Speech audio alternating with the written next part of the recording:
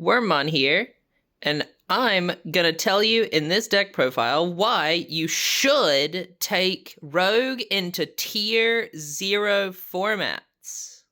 I'm actually Brody Eastwood, and this is my Virus Imperial deck profile for the July 6th Digimon Regional, 45th place, which I wouldn't normally make a deck profile for, just because I don't know, it's just 45th. But this is Virus Imperial, so I think it's earned it. Starting out, as we usually do, demimeramon. No, I've had a deck profile where it wasn't demimeramon. Yeah. This isn't one of them, though. It's a way to get things in trash. Minamon's gonna be better for when it comes out, but it's not out yet, so demimeramon. The boys, what can I say about the boys? I'm going to need to talk about this a lot more later. This Wormmon totally revolutionizes this deck, but I can't talk about it usefully until we get a bit further in. This one's your best searcher. It's your only searcher, I guess, but it can get anything in your deck. It can get any purple or red free, or Imperial. And it trashes the other ones. The text on this is wrong because EX3 was a disaster, but it can only trash things that are correct things. Veemon, the DP boost is honestly more important than the first effect, but when you're looping it with Davis and Ken, the first effect is really strong too. It gets you into the cards you need. It puts things you need in trash. This Veemon's easily the one that I would be most willing to do something else with. It's good with the BT12 fighter mode because it's effectively a 3000 DP boost because of the blue. Because this is the only blue card that could realistically end up under a BT12 Imperial in this. The Your Turn effect is good, but it's kind of hard to use just because of the way the deck ends up working. But when you can use it, it's really good, especially if the one memory lets you keep turn. Then we have our armor form lineup. By the way, these are all armor forms. Do with that information what you will. I don't do anything with it, but consider it.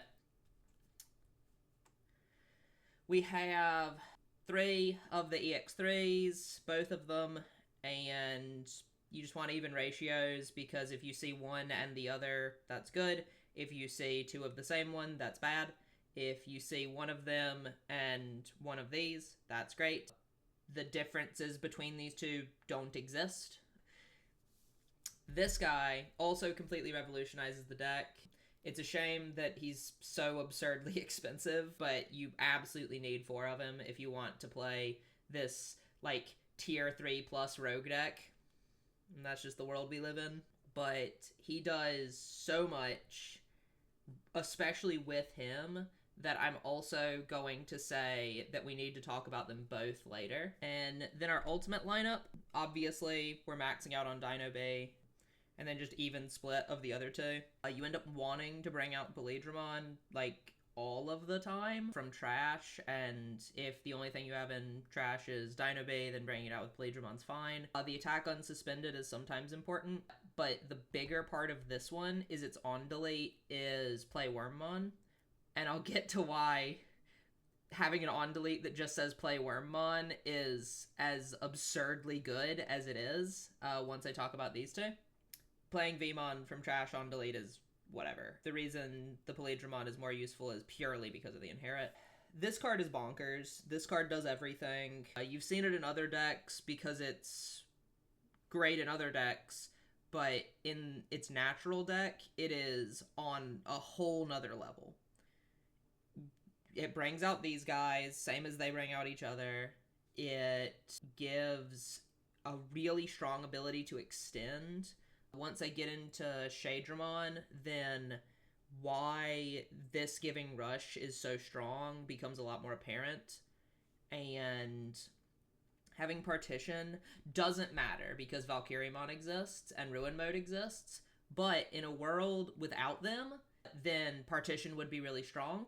So it having partition would be really good. The raid is, it gives you so many options. Specifically because of this when attacking, suspend 1, you never don't get to pick what you want to raid into. You can always control it, unless they only have one guy, in which case you have to suspend it and then you can't raid into it. And even if you don't have one of these guys to play out, bringing out a Searcher Wormmon is super strong, and just swinging with it, right? That's just a free check. And the silly part of this card, let's see. I mean, it's been eroded, but this part it doesn't change. So you'll see it says, then one of your Digimon gains rush and attacks a player. The first part is the part with the condition. The second part isn't. So you can play an armor form for reasons that I'll get into. That isn't an insane thing to do. And then give it rush. And you get to effectively blitz Omni, but it's blitz dinobee out of nowhere. And that is both a really strong thing to just pull out of nowhere, and a really strong thing in general. Like, just an option that's really hard to interact with that you have. Then we have our Imperial Dramon lineup. Fighter mode is useless if you don't see dragon mode, so we're on 3 fighters, 4 dragons. Dragon mode, the Wind DNA Digivolving, pick one to keep, is really strong in general. Given that you don't frequently have this guy under it, you can't usually attack into the thing that they keep up, but that's fine. If you're killing 4 ukkos with this, you're sitting pretty. And the when attacking gain 2000, super good. Being at 14k is a big deal. And then going into fighter mode, also a huge deal. The on delete in this guy's great. Turning off security effects is super good. At the regional, I ended up against Seccon. It ended up going longer than it should have, but that realistically is a free matchup. The piercing is super useful. If you manage to suspend a thing on the way up, probably with Wormmon. And then we have the BT-12 fighter, which is here because sometimes you just need to be really, really big. And this guy gets to really, really big, really, really easily. With Dragon mode, a veemon and a Wormmon under it, it sits at 21,000 for the attack, and then 19,000 the rest of the time. If you can't get the veemon under it, it sits at 16, which is an unfortunate number because it means that Monzai plus Valk does kill it, or even Edamon plus Valk kills it, which is a shame, but if you can get veemon under it, that problem disappears. The Wind Digivolving, giving you back your Dragon mode is really good, because Virus Fighter just gets rid of it, and you're not getting it back. But BT-12 giving it back to you is really useful, and blocker never comes up, because this deck's too aggressive to be sitting around with a blocker. You're always swinging with your 3-check fighter mode to close the game out as quickly as possible. And it's always so big that you're never worried about anything except security options, and even then, you probably have partition, so you're probably not even worried about security options. And with the Wind Digivolving combined with Wormmon, you're pretty much always able to make sure that their board is completely empty after a Dragon mode, and generally they'll do things like they'll pick their deletions with Dragon mode on the assumption that, oh, I'll trigger partition, they won't be able to get rid of the rest of it, or, oh, I'll keep my Nume X under here so that then if they beat over it, then I'll get to bring out a plat, and fighter mode just says no. None of that nonsense. Bottom of the deck with you. For our cards that should not exist lineup, Valkyriemon Ace. We can search it with Wormmon because it is red and a free. You frequently just don't draw your Dragon mode because you effectively only have 4 real 6s, and when you don't draw your Dragon mode, well, you still have 5s on the field. Yeah, Valk. And obviously, blanket DP shouldn't exist. We all know this. So, it does the things that it shouldn't do because it shouldn't exist. The Tamer lineup, Tai BT1, is really funny in this deck because just giving your dinobee sec +1 and then giving your fighter mode sec +1, virus one specifically, that means that you check 5 security and 2 attacks. And that's just really good. And it's a setter, which is useful. But it's also, like, you have to sit around for a turn playing Tai Kamiya BT1. And, like, you can't get away with that this format. Except I did. I don't know how I got away with it.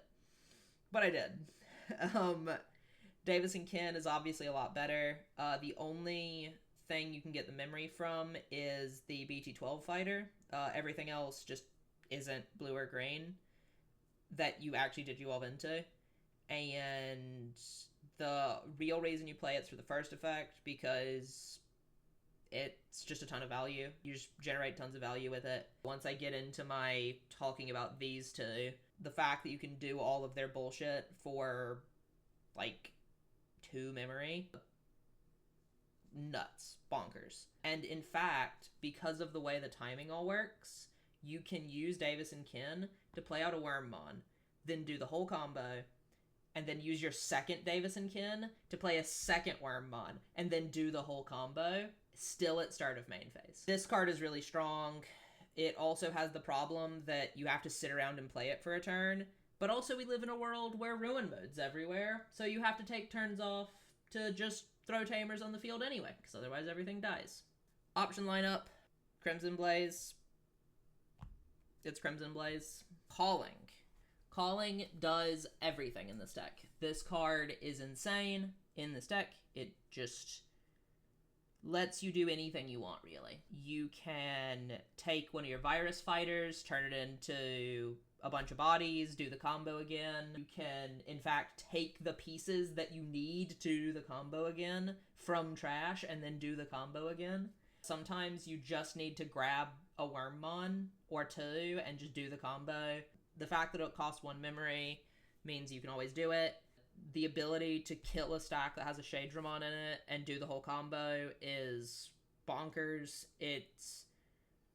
if you are in a situation where you can resolve this card productively, you probably win that turn, just realistically.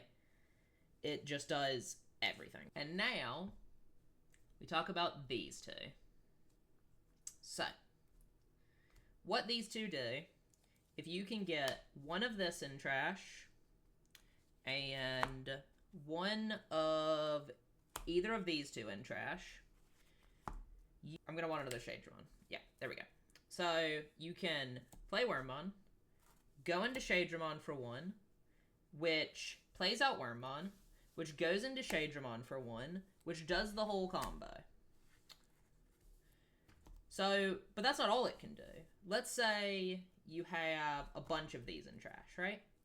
So, you have 0 memory when you start this, and the only card you have in your hand is this. Let's say you have some DNAs too, but you start with 0 memory mind, play Wormmon, go into Machinedramon, plays out Wormmon, goes into Machinedramon, plays out Wormmon, goes into Machinedramon, plays out Wormmon, goes into Machinedramon, and then, by spending, I guess that was 6 if you count playing the Wormmon, but then you do the whole combo, and you get 2 extra bodies for 2 memory. You get 2 level 4 bodies for 2 memory from doing that. They're just there now.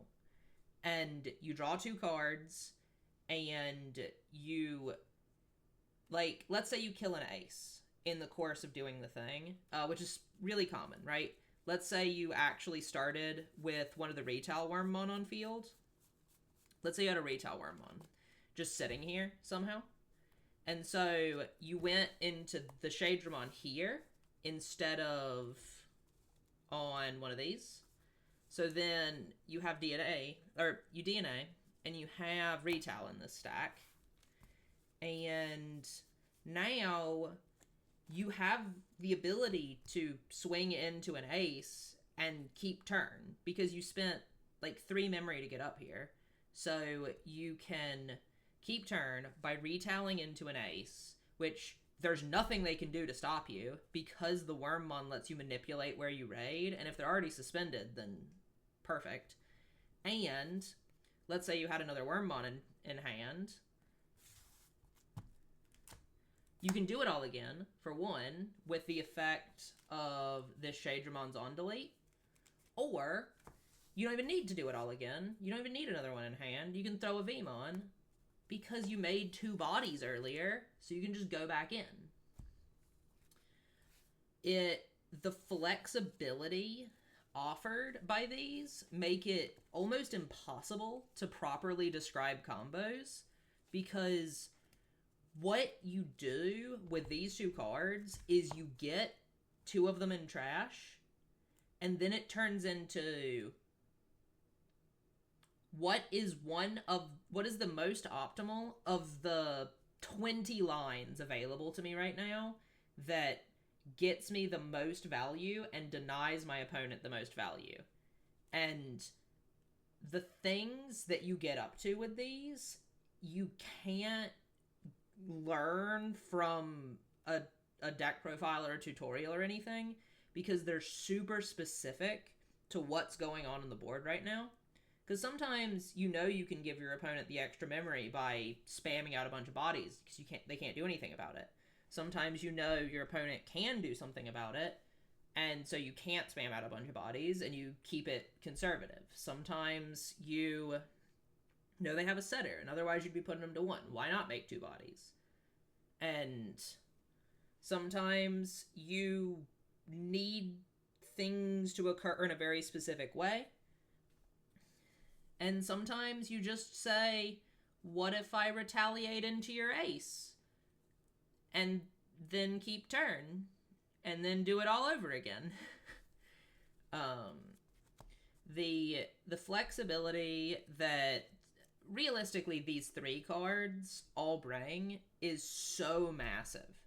You can do almost anything at any stage as long as you get these in trash. Realistically, as long as you get these in trash.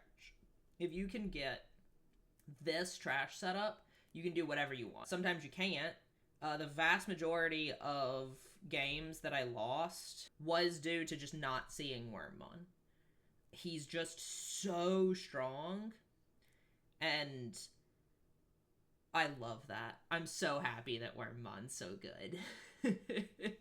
The big weaknesses here are because Shadramon plays things out suspended. Rapidx just completely shuts this down. Rapidx just says, nope. Nope, we're done. We're not doing that. Because blanket DP minus shouldn't exist. And Pillowmon also shuts it down, but that's part of why we have Crimson Blaze. Also, you just raid over the Pillowmon until they stop being able to... Until they stop having Pillowmon, you raid over the Pillowmon over and over. But my big losses were to not seeing Wormmon, to Pillowmon, sometimes they just have too many, and Rapidx, which just says no. There's a lot of very specific things that can be done. One interesting one that's worth considering, if your opponent has 1 security, you can go Wormmon into Shadramon, into Wormmon, into Shadramon, into Wormmon, into Shadramon, and then DNA, and then give this the rush.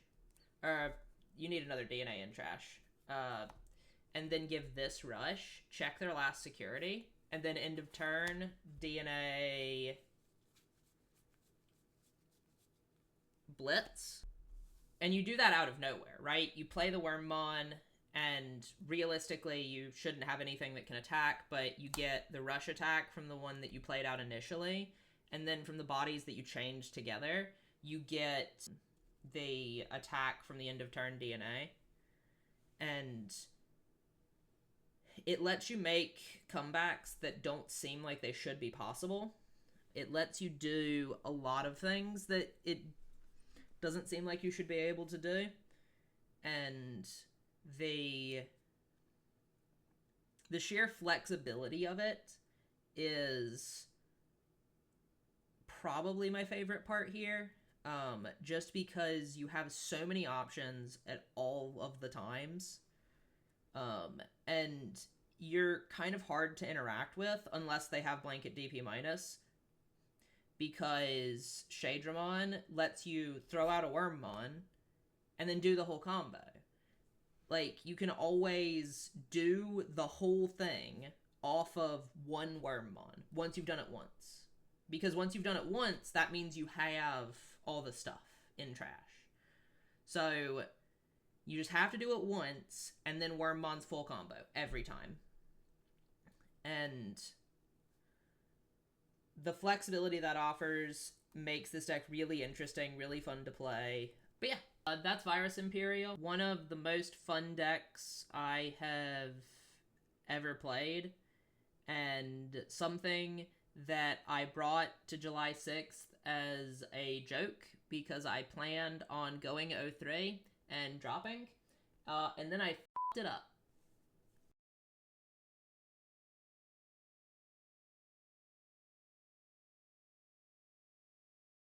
Thanks for watching. Ban Ruin Mode.